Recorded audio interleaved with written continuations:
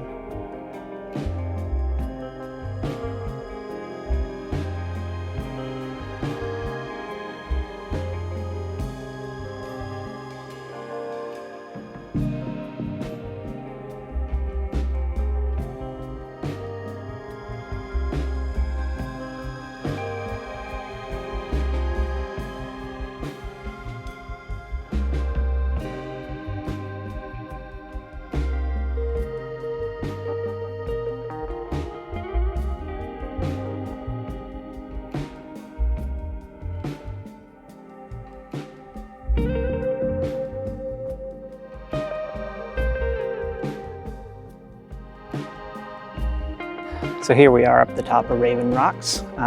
Turns out it's an awful lot shorter than I expected it would be.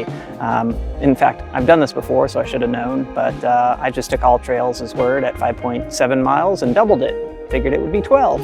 That's wrong, it was an out and back, so it's actually only about 2.7, 2.8 on the way out and the same going back. So it's really not a very long hike. I made it in about an hour and a quarter. At any rate, you can certainly see it's a very nice view from here. Beautiful morning, nice and quiet this morning. Really not a soul out this Monday morning. If it had been a weekend, it probably would be overrun with people. But anyway, really great hike, helps with the training. I have to make a decision now whether I continue to go another 3 miles and make this a full 12 miles round trip, or whether I call it here and head back and do other things on my day off. At any rate, you may be wondering really why we're making these videos, or I guess why I am.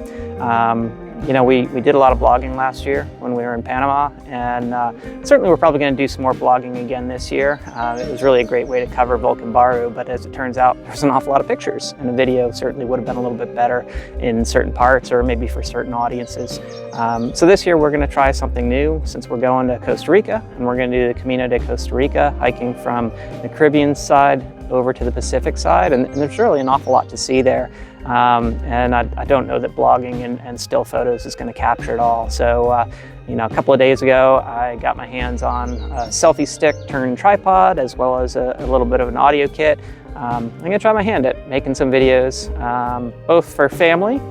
Certainly this will help going into the future, right? When we sell everything and move and travel Southeast Asia for 10 years, but before then it still helps family. And in this particular case, Camino de Costa Rica really doesn't have an awful lot written about it, or at least not in English. There's not a lot of videos in English either. There are a few for sure. Hopefully this helps to get the word out a little bit more. It's a relatively new Camino. The group that's developing it, the Marta Mar Foundation, seems to be doing an awful lot of great work. It's a good opportunity really to help some of the indigenous communities, get to know some of the people. And you know, hopefully by taking some video and posting a little bit more, or being another person who's posting more, it'll help others find the Camino and learn a little bit more about the different stages that are there, and maybe take some of the uncertainty, if you will, out of it. It should be a great adventure. We're definitely looking forward to it. You know, all the training that we've been doing really puts us in good shape. I don't think we'll have a problem, considering we did Volcan Baru last year, and then earlier this year we hiked down to Havasu Falls and back, and spent 4 days hiking all over there. So at any rate, we'll keep up the training, and you know, enjoy views like this around Virginia until we get a chance to go. So I guess with that, I have to figure out, am I continuing on, or am I going to turn around? I guess you may have to stay tuned to figure that out. And one way or the other, probably when I walk back, one of the questions that I think many people may have, maybe they don't, what am I doing? Sort of entertain myself on a solo hike. I wish I could say that, you know, just paying attention and being one with nature would be enough. And I guess it probably would be, but I've got a habit of using my phone and doing other things to entertain myself. So I guess stay tuned for me to share a little bit more about what I do when I'm out for these solo walks.